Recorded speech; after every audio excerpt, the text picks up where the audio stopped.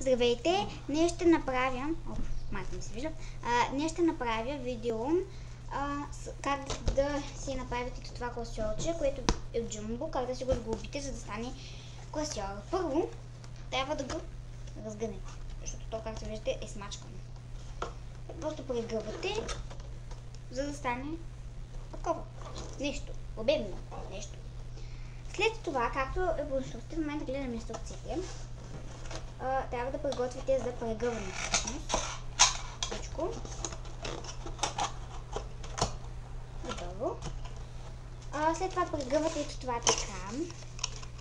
Слагате ето тези по-малките неща.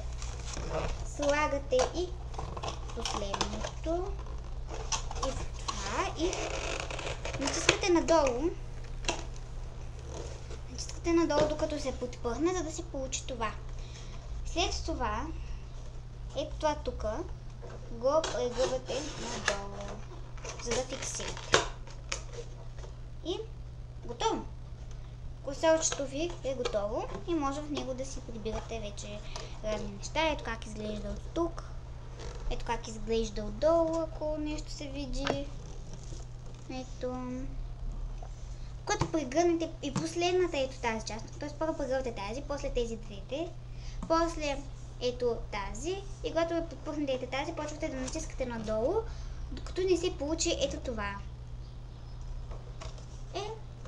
По този начин, вътре си слагате разни неща, по този начин се сглобява и ето това. Всъщност те са еднакви, аз не знаех.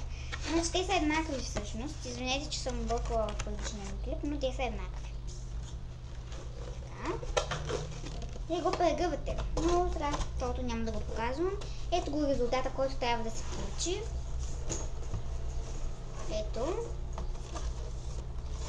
И да, това беше по-път от мен. Надявам се да ви е харесал и чао!